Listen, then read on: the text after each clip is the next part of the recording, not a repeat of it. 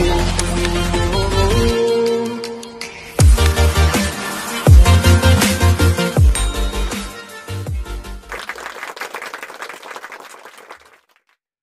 siang menjelang sore bersama saya Agung Surya Gumelar yang paling ganteng. Dan kembali lagi bersama kami di Beyond Education Podcast, di mana podcast yang selalu sharing-sharing berbagai hal macam tentang materi, bukan materi sih, lebih tepatnya pengetahuan ya, pengetahuan kehidupan yang wajib nih. Ada 3 nih, salah satunya yang harus teman-teman atau harus viewers ketahui bahwa ada parenting, motivating, dan coaching. Ini adalah 3 ilmu yang terintegrasi. Ya, nanti kita akan bahas di segmen selanjutnya, integrasi ya. Tapi sekarang tidak kita bahas dulu, dan Beyond Education ini sudah berumur sekitar 7 bulan lah ya. Sekitar 7 bulan atau misalnya 6 bulan atau 5 bulan gitu, saya lupa ya.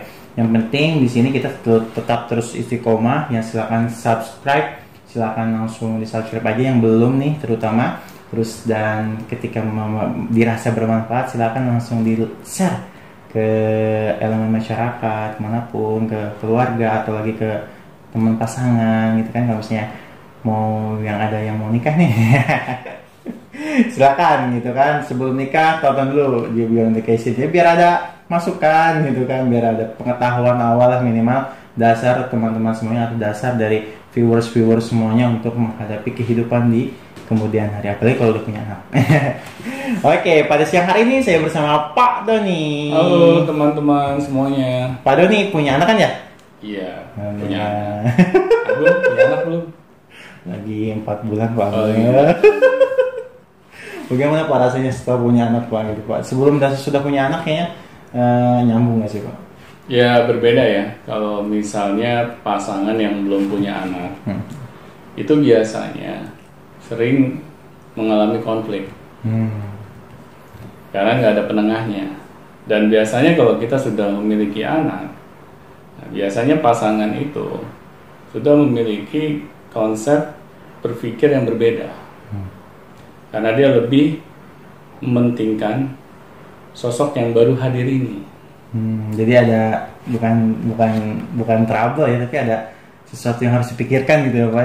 Iya, karena mungkin ketika kita belum memiliki anak, kita misalnya cepat emosian dengan pasangan kita, karena kita merasa tidak ada yang memperhatikan. Nah, pas anak sudah ada, ya beda lagi ceritanya. Kita melihat ada sosok yang akan memperhatikan gerak-gerik kedua orang tuanya. Jadi kayak ada CCTV gitu. Ada CCTV. Ada anak ngeliatin kita kan, yang tadinya mau marah. Iya, tapi CCTV-nya nggak 24 ya. Malam-malam tidur. Pas anak tidur, kita berantem lagi. Itu jangan contoh. Tapi begini Pak, memang sih kalau ketika punya anak ini ya, yang ini ada sebuah pertanyaan sih dari viewers nih Pak. Jadi viewers ini bertanya di dalam pertanyaan formulirnya itu, nih bagaimana sih pola asuh anak gitu? Iya. Lebih tepatnya pola asuh anak, mungkin beliau ini memiliki anak kecil dan anak besar. Kalau yang sudah besar beliau tidak tanyakan, tapi yang anak kecil ini dia baru lahir sekitar kurang lebih dari 1 tahun. Oke, dari kecil balita, ya? Masih balita baik nih, karena beliau mungkin sudah berpengalaman dengan yang besar mungkin ya. Jadi dia ingin menanyakan kepada Beyond Education ini nih, bagaimana nih caranya pola asuh anak yang paling tepat dari mulai kecil Pak, dari mulai kecil sampai dewasa itu seperti apa gitu. Jadi kita coba definisikan dulu ya yang namanya pola asuh itu apa. Kalau menurut saya, pola asuh adalah suatu proses interaksi antara orang tua dengan anak yang kegiatannya itu meliputi memelihara, mendidik, membimbing, dan mendisiplinkan anak dalam menuju proses kedewasaannya. Nah, kalau menurut saya pribadi, pola asuh yang terbaik di awal adalah kita harus mulai memperkenalkan anak pada agama. Agar dari kecil itu Pak? Dari kecil. Tapi dengan bahasa yang mereka pahami. Misalnya mereka kita perkenalkan bahwa ada kehadiran Tuhan di dalam kehidupan kita. Kita mulai sebutkan nama Tuhan tersebut kepada anak kita, agar anak menjadi familiar dengan yang namanya Tuhan.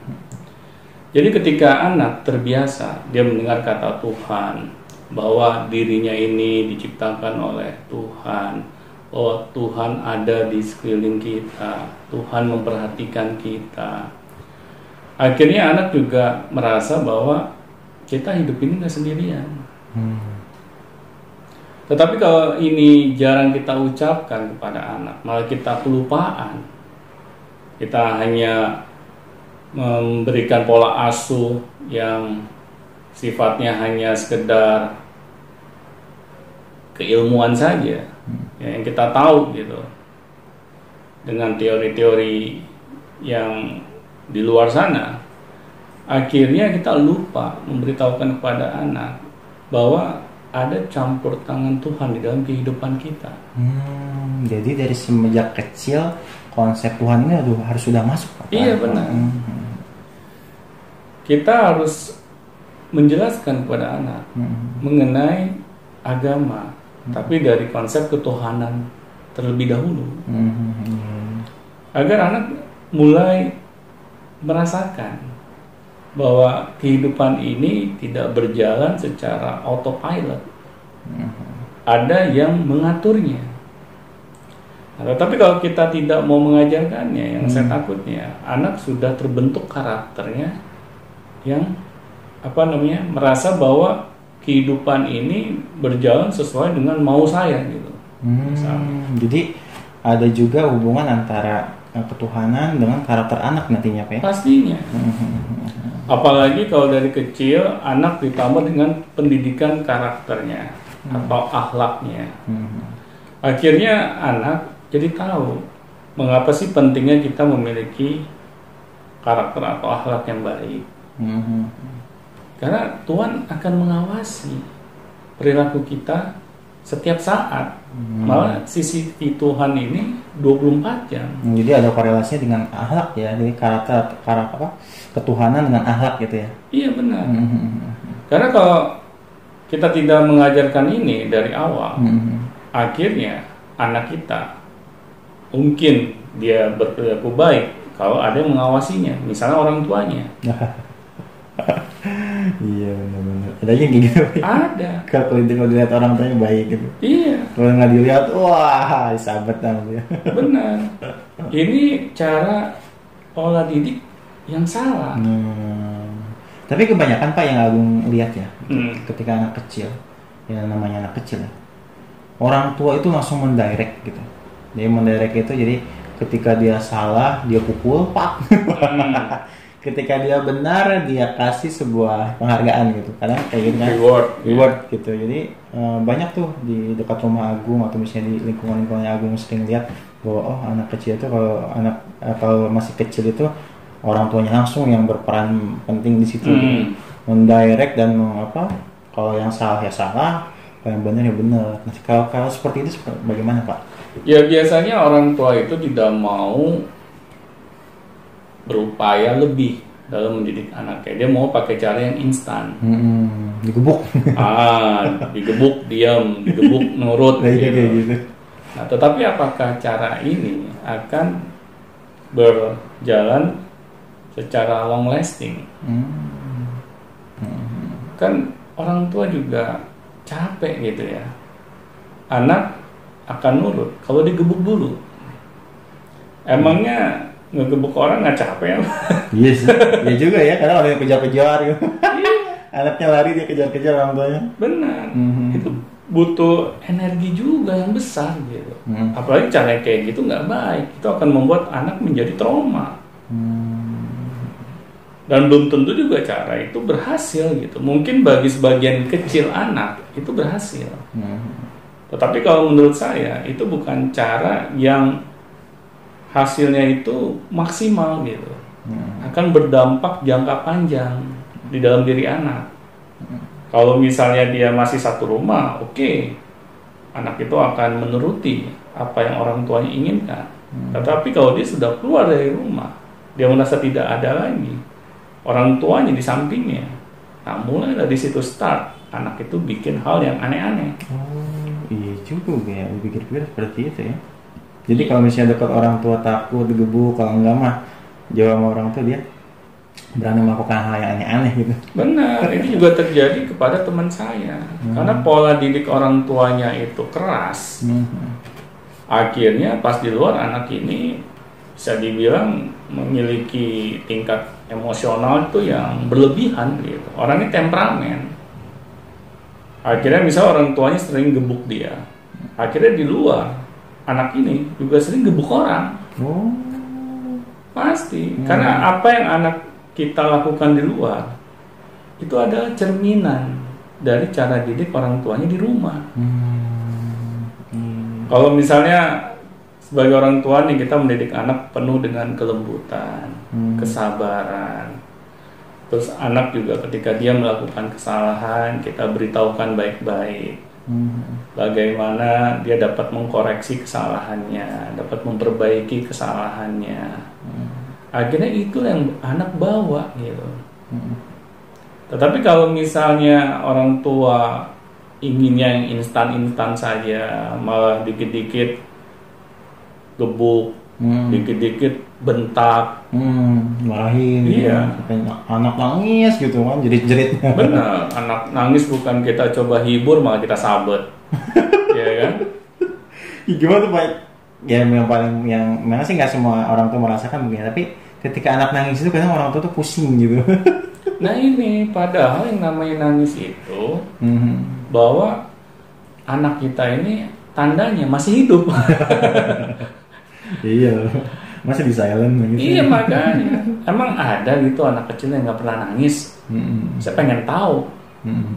Kalau ada saya minta dikenalin gitu. Karena nggak ada anak kecil yang nggak pernah nangis. Nangis kan adalah hal yang wajar, namanya juga anak kecil. Dia dalam proses berpikirnya itu masih kurang database gitu.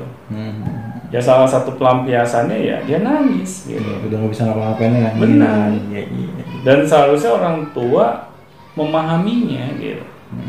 Tetapi kalau orang tua nggak sabaran, merasa ini adalah gangguan, berisik. Apalagi kalau orang tua merasa lagi kerja terus diganggu oleh anaknya, agar anaknya ini cepat-cepat menghindari dia, akhirnya dia bentak. Dengan kata-kata yang kita kasar seperti ini, apakah itu akan membuat anak kita ke depannya memiliki hubungan batin yang lebih dekat? Iya. Kalau misalnya itu dilakukan sejak kecil aja kan, jadi tiba-tiba besar tuh, aku nggak suka sama bapak gue. Benar pasti. Pas dia sadari kalau dulu dia sering marahin. Iya, ini kan juga kejadian sama murid Fikar gitu kan, karena ayahnya ini keras. Akhirnya ketika anak ini sudah dewasa, remaja, sudah berani memberontak, setiap dia mau pulang ke rumah, pasti dia telepon ibunya dulu. Apakah ada ayah di rumah? Kalau ada ayah, dia nggak mau pulang, dia lebih baik nginep di rumah temennya. Benar. Saking takutnya apa gimana? Iya. Dan dia nggak ada rasa malunya menghina ayahnya di depan teman-temannya. Waduh. Iya, sampai saya kaget gitu. Saya dulu, ya mohon maaf ya, saya juga bukan anak yang lurus-lurus amat juga gitu. Tetapi saya nggak pernah gitu melakukan hal yang seperti itu gitu. Nggak berani yang menghina ayah gitu. Iya, saya takut meskipun ya hubungan saya bukan hubungan yang sangat harmonis gitu ya. Tapi saya dengan ayah saya respect. Saya nggak mau misalnya jelek-jelekin ayah saya di depan teman-teman. Nah, ayah saya nih, brengsek dia, nggak bisa dia ngedidik anak. Saya nggak pernah mengucapkan hal itu. Tapi murid itu dengan entengnya, tanpa ada tendeng aling, dia ungkapin tuh semua aib ayahnya. Sampai saya suruh diam. Tapi nggak bisa Pak, emang ayah saya begini. Waduh. Agak saya bilang, nah, kamu sadar nggak? Kita ini dilihatin nih sama yang lain. Kamu menyebutkan hal-hal negatif tentang ayah kamu. tanpa kamu rem sedikit pun, biarin aja Pak, biar yang lain tahu. Sampai sebegitunya efek pola asuh ya. Iya benar. Akhirnya karena saya gemes, saya bilang ke anak tersebut, saya akan panggil ayah kamu. Karena saya ingin tahu, Mbak, apa sih kejadiannya di dalam rumah? Bagaimana sih kamu berkomunikasi? Nah, akhirnya pas saya panggil ayahnya, saya ingin mendapatkan ini ya, cerita juga dong dari pihak ayahnya. Iya, kalau saya jangan hanya satu pihak saja gitu. Ya, saya pengen tahu ayahnya ini komentarnya apa nih mengenai anaknya yang berani berucap seperti itu. Ya, ayahnya mengetahui ada kesalahan dia di situ. Mengakui juga ya. Mengakui bahwa dia jarang memiliki interaksi yang sering kepada keluarganya karena dia bekerjanya itu harus sampai keluar kota berhari-hari. Nah, akhirnya pas dia datang ke rumah, dia misalnya melihat rumah dalam keadaan yang kurang berkenan di hatinya, dia marah-marah. Ya mungkin karena dia juga capek bekerja.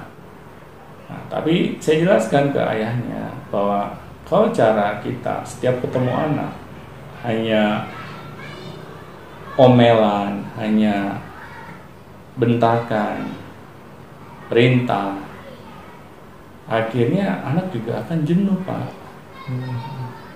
Anak juga butuh istilahnya berbicara tentang hal-hal yang lain yang sifatnya itu lebih kita mencari tahu apa sih kegiatan anak kita selama kita tinggal, apa yang anak kita alami.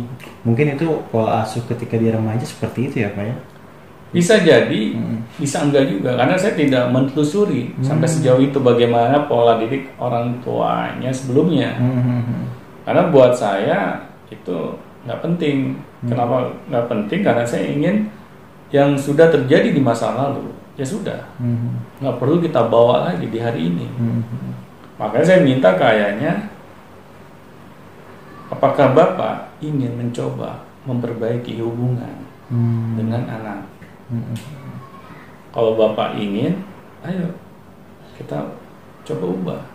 Kita tidak usah tiba-tiba 180 derajat menjadi orang yang berbeda gitu.